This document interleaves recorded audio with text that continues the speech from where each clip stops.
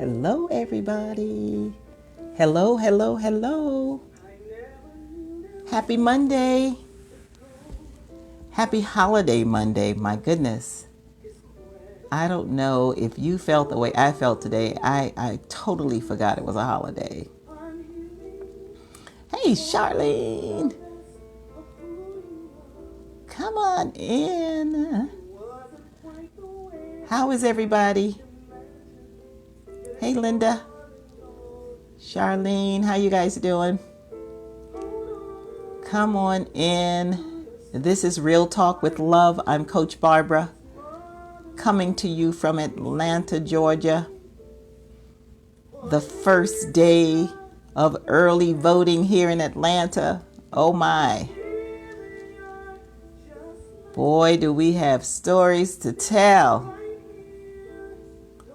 So come on in and please hit the share button. Hey, Charla. Thank you. Yes, I'm in Atlanta, and like many other cities, we are just starting our early voting. And please vote, vote, vote. You know, I know you guys are going to vote. But can you call your niece and nephew and those who might be on the fence? I don't know why they would be on the fence, but we're not judging them. We just want them to vote. We want them to vote for their future and all of our future. So come on in, everybody. Hey, Thelma. Hey, Coralie. Come right in. Do me the big favor of hitting your share button. Hi, Rhonda. Charlene, you voted already? Yes, first day, girl. Listen, Stanley and I went out to our precinct, and actually we made a little mistake. We thought it was our regular precinct. It was not, but we found out where it was. And by the time we got there, about 10:30, the line was so long. So we decided we would go back in the morning and take our chairs, because people had their chairs. Folks are ready. They had their books, their computers, yes. And for those who are doing the mail-in ballot, great. I have mine. Stan actually already filled his out. But I was determined. I'm going to go stand in the line. I'm going to stand in the line and go and get it done. That was Brandon singing our theme song, which is Sisters at the Well. For those who don't know, Sisters at the Well was written for this network of women, over 600 women in the network. Hi, Sheila. And it was written for us by Brandis McKenzie, who is up in Oakland, California. And that's our theme song. We play it every Monday. We are in week 28. Can you believe it? We have been here for 28 weeks. Every Monday evening right here for about 30 minutes. I don't keep you long, but I try to have a little message. And today, the message, I don't know about you, but I went through a moment this weekend of feeling completely depleted. I totally felt like I had nothing else to give. And so we're going to talk a little bit tonight about that feeling of being depleted, absolutely exhausted. But come in first. Let's get a few things. I'm going to take 3 minutes and just talk a little bit about the news, but, again, not talk about the news for the purpose of making us sad and bringing us down, because the news has a way of doing that. My aunt used to say, bad news travels so fast because it has ambassadors all over the world. Good news travels a little slower because even the ambassadors sometimes hold on to the good news. I think we hold on to the good news sometimes, not because we don't want to share it, but because it's so sweet to get good news, right? So we hold it a little longer. It takes a little longer for the good news to get out, but we spent a little bit of time on this talking about the good news. Even though we recognize this reality we're in, this reality we're in is very difficult. You know, I have been a coach for 20 years. And I am telling you, I have called on my two coaches more in the last 6 months than any other time. Every coach, needs a coach. So don't think for a moment when I sit before you on Mondays that I have all the answers. There are many, many days when I am digging like you are for the answers, digging deep, trying to find them. And over the course of these months, since March 11th, I have had to call in the troops, get some help. So I'm offering that to you as an idea. This Monday, 30 minutes or so, started out as my gift to those who may not have access to coaching.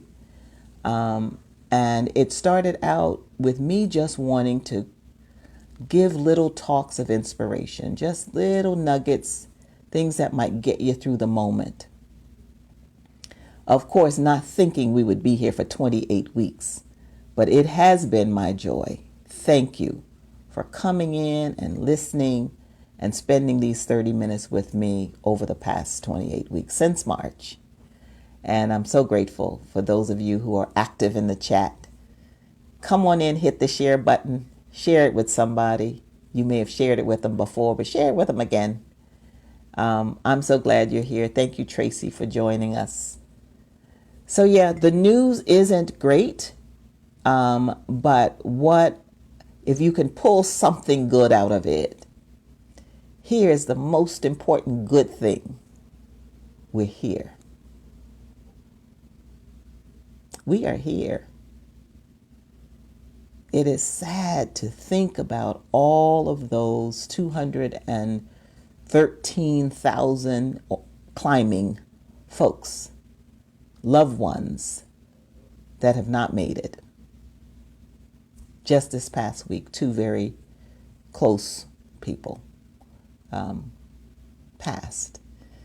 And it's difficult to get those calls, right? Every Mary needs a Martha. You are so right. Thank you for that. It's difficult to get those calls, telling us about who's ill and who may not have made it, and really difficult. And all we can do is just stand in the gap for our friends and our family members and pray. That's really what I have to offer, and I'll talk a little bit more about that. But this week has been a tough week. My husband's stepmother passed. He lived with her when he was a boy at 10 years old in Compton, California. And another very dear friend, one of my prayer partners, her husband, succumbed to COVID this past Saturday. So it's difficult, but God knows we're here and we're healthy, right? And we are making it. So that's the good news today. And I just want to say thank you all for being here. Hi, Carolyn. Thank you for stopping in for a few moments. We're going to talk about this feeling of being depleted. Hey, my sister friend, Dwan. Glad you joined. Let's talk about this feeling of being depleted, because as I said, this is also me talking to me. So this week, along with everything else that's happening, I got these three really difficult calls. And it just sat me down for a moment. And the feeling was very similar to some feelings I had in the past. So I recognized them. And as a coach, I not only speak to others about how to get through situations, whatever situation is presenting itself to you in the day. I call it the presenting issue. Whatever the presenting issue is of the day, I try to stop and pay attention to that presenting issue. So when I, on Saturday morning, got up and was feeling this weight, didn't sleep very well the night before, but was feeling this weight, it was this mental exhaustion. Have you ever felt like you're like running really fast, but you're in slow gear? Like you're doing so much every day, but you look around and there's still so much more to be done? Like you're really not making progress, but you know you're working? That feeling of being frustrated and confused by why it seems like you're not making progress. But you know you're working and you know you're doing the best that you can. But when that feeling comes up, it feels like your best is not the best that it used to be, right? It feels like I used to be able to do my best and I could see it. I could see the results of it. But with so much going on at once, sometimes it's really difficult to see your best.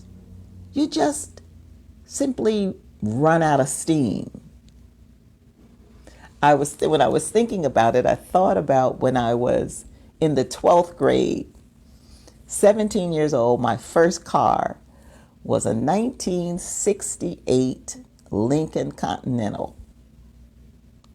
That car was, of course, it was beautiful to me because although it was 7 years old, it was like a brand new car because it was brand new to me. But it was made of steel. It looked good. It ran well. It was, in fact, a little bit ahead of its time because in every door, it had the suicide doors in the back, but every door had a charger. Now, of course, at the time, I didn't know anything. We didn't know anything about cell phones. So it looked like a cigarette charger, right? Cigarette lighter. And this car was just amazing. It had one problem.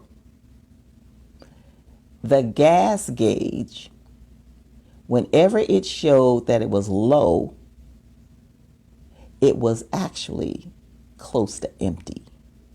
Like when it got to low, you didn't know exactly, how many miles you had before. I would be pulling this thing off to the side of the road, side of the freeway, sometimes coasting off the exit because I would run out of gas. And this happened frequently. Now, of course, you'd say, well, what I should have done is when I got to half, I should have gone to refuel. Hi, Alicia. Right? Because I knew that if I got to low in this car, there was a likelihood that this thing would cut off. That story came back to me as I was thinking about the feeling I was having on Saturday. This feeling of being really close to empty, really close to being depleted. Not sure how close, but I knew I was close because I recognized what it felt like. I've been here before. Have you been there before in your life?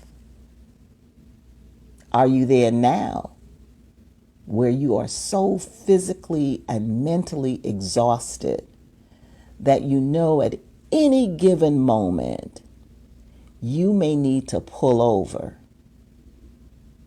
or things might just stop? So we got that lesson. This is resonating with you. We got that lesson, right? And we shouldn't have to repeat it because in our lives, we are made body, soul, mind, spirit, right? And a lot of times when we're starting to get that feeling, Dwan, we might give ourselves a timeout. We may go sit down in the bed or sit in the chair and say, "Oh, because our head now is telling us it's time to take a break." And we might sit down, give ourselves what I'm calling a little timeout. But a timeout, it may help your legs. If your legs are tired, if your feet are tired, you may even go and get a pedicure. Have somebody rub your feet or massage. And that might help for a little while. But when your soul and your mind is tired, you need more than a timeout.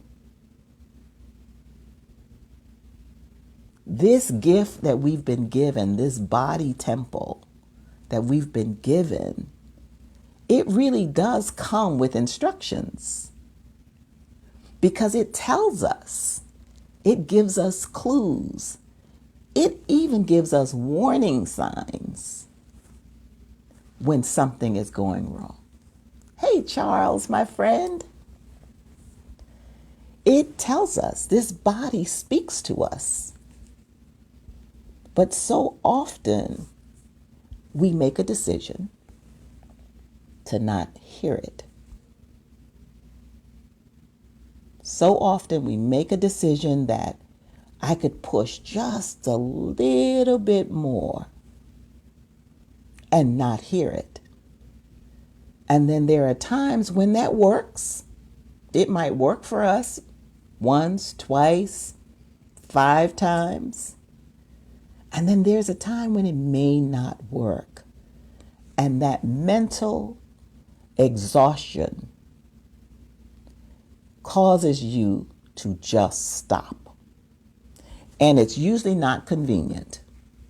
I have a dear friend who may even get on this live today, and I can say this because she's posted it and she's okay with me speaking on it, who is very much like me and some of you, very busy, managing a lot of different things, really important job, good person, servant leader, moving. She said to me, I hadn't been feeling well, but I had a big event coming up. And now we're in this virtual space. She said, I had a big conference that I'm responsible for. Something like 20 different training sessions at once. Hi, my sweet friend, Melanie Campbell. Glad you're here and feeling better. We prayed for you right here on this live. But anyway, back to my friend who said, Barbara, I wasn't feeling well. To make this story short, she had a heart attack this past weekend. She's here though, thank you God. But she said, my body was speaking to me. It was telling me. But I continued trying to push past the date that I needed to be at work. Here's what I'm saying. We cannot allow ourselves to be depleted. Before depletion, just like that 68 Lincoln Continental that I had, it will tell you when you're on low, when your fuel is running out. And when you get there, no, do not try to push it. There is no definitive way for you to know if this is the point where pushing past your limit is going to be a problem for you. So what I'm asking us to do, because I'm speaking to me, I said that to you. Every coach needs to be coached. So when we get to that point where we know we're coming up close to that barrier, because you have to know yourself like that. And the way you know yourself like that is spending time with you. knowing what triggers you, knowing what upsets you, knowing what doesn't work for you, really being in tune with yourself. And when we're practicing self-care, we know who we are. And yes, Charlene, knowing when it's time to refuel. And what does refueling mean? It does not mean a 1 hour sit in the chair. Hey, Chanel. That's not what it means. That's a physical refuel. That might be that you sit and your feet hurt, so you sit down. I'm talking about that spirit of yours, that mind, that mental exhaustion is worse than anything. A worn down body or a mentally overloaded mind is not going to serve us well. The opposite is true. A worn down body, a mentally overtaxed mind is a big problem for us. And we never know how big. Our bodies need rest, our souls need rest, and our mind needs rest. How do you do that? So here's one thing I'm going to share. This is kind of funny, but it's true. So on Facebook, we can't get involved with counting the likes and the responses and keeping up. Listen, I'm on Facebook a lot, but I'm not on here every day, all day, going through every response and posting and answering and commenting. I just can't. I can't. I know that I can't. I'm not even going to try.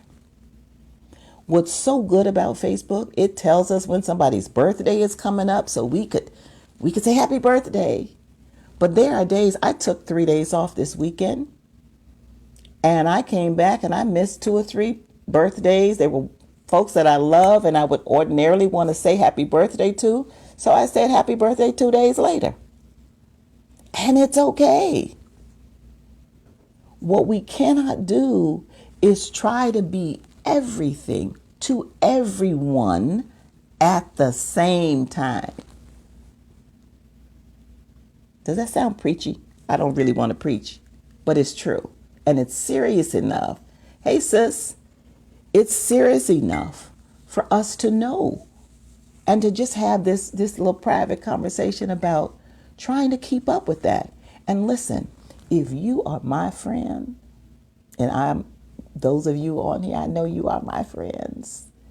If I miss responding to something, if I don't say happy birthday, if I miss some good news, do me a favor, send me a text and let me know I did, because that's not my intention. It simply means that I have not been on Facebook. Or it means, for those of you who really know, I've talked about my restoration. You know, I've gone through a serious little bout with cancer. It's gone now. It's been 3 years. But the residual effect is, I don't remember between cancer and being 62. I don't remember like I used to. Now, I remembered about my 68 Lincoln Continental. And everything about that car I remember. But I don't remember everything. I'm not going to remember your birthday. I have 10 siblings. Oh my God. I got to remember all that. So listen, give yourself a break.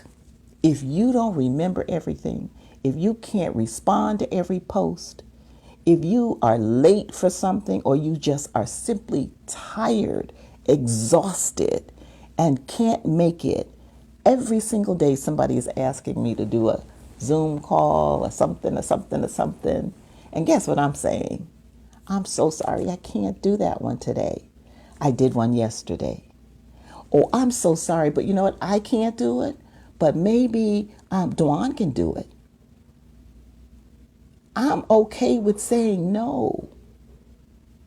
Because if I don't take care of me, and even with all of that, I'm still on full. I'm still on full. So I know you are I'm more busy now, and I bet you are. This virtual thing will trick you. Anybody feel tricked? Send hearts. Put something in the thread. Let me know if you feel tricked by this virtual. Oh, you're at home, so you can go to every meeting because you're at home. Your brain will explode. It's too much. Hi, Doris Crenshaw. I love you. Hi, Brenda. If you try to get on every Zoom call, and whatever happened to just a good old-fashioned conference call? I got on a call today. Coralie is on here. I got on a call today. Let me tell you how bad I looked on the call. My hair was standing up on my head. I mean, I was a wreck. I was a wreck. When the camera went on, the two, Marie and Coralie, they were so surprised. I saw the look they were giving me like, girl, what happened to you? I plan to get dressed one time today, and that's for you. I wasn't, so you look, you can't do it all, and it's okay. It's okay.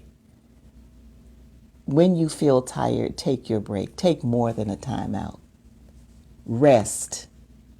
Read. Do whatever. I move from room to room. The last thing I want to say, and I don't know how much time I have because I didn't bring my little clock in today. What I can offer you when you're feeling depleted, and this is the coaching piece, what I can offer you is this simple advice. Have a practice. My practice happens to be a spiritual practice. I have a practice where I get still, especially when I'm feeling like I'm not sleeping enough, because 4 and 5 hours sleep is not enough. I don't care what you used to do. If you're only getting 4 to 5 hours of sleep, you are not getting enough. Your body needs more than that. Your mind needs more than that. Your spirit needs more than that. So here's what I can offer. This is what my friend said to me who had the heart attack last week. She said, I rested for 2 days, but I was not sleeping. And I realized that even when I was sleeping, my mind was moving. I was waking up thinking about all the things that I didn't do, all the things that I still had to do. She said, I could not sleep. Even taking a sleep aid, I could not get a solid 8 hours sleep. She said, until I just got up, got on my knees, and I prayed and asked God for a good night's rest. And she had a good night's rest. So here's what I'm saying. Have a practice, whether it's meditation, whether it's prayer, whatever you need to do. For me, let me tell you what I did, and then I'm going to say a little short prayer that I wrote for us. Prayer with an intention that God would help you restore your peace, your calm, your comfort, your ability to rest. Prayer with an intention, right? Here are 2 scriptures. My mind and my body may grow weak, but God is my strength. He is all I ever needed. And that's from Psalms 73. I repeat that when I'm feeling restless. And then here's another one. When I lie down, I go to sleep in peace. You alone, O Lord, keep me perfectly safe. And that comes from Psalms 4, verse 8. So that spiritual practice works for me. Sometimes music works for me, soft music. But find a practice for yourself. When I need rest, I pray for rest. God, help me. Help my mind to calm down and be still. I offer that to you as an idea. I hope it works for you. Before you leave, before I leave you, I want to say a short prayer. And I think this is probably only the second time I've done this in 28 weeks. Here's the prayer. Dear God, I thank you that I am reminded that you can help me with these feelings of weariness and depletion and exhaustion, that you are able and willing to restore my strength and my peace and my joy and my will to continue the assignments I have in this life. Help me with how I manage my life. Help me with how I organize my responsibilities.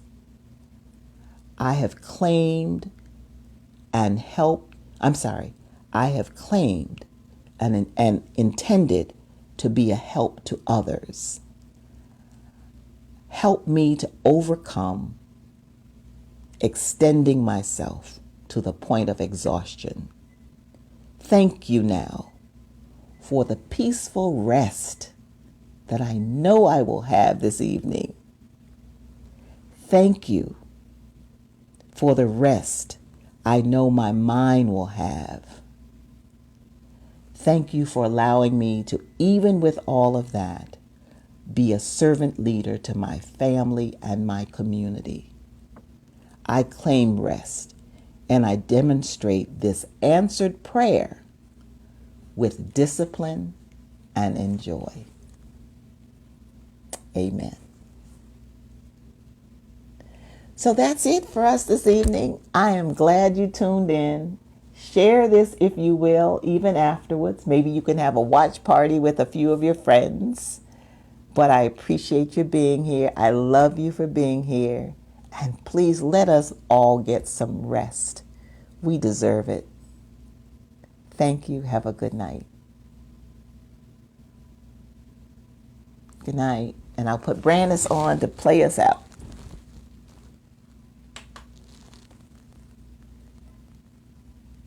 Thank you, Carolyn and Brenda and Fluke and Tracy, Charla.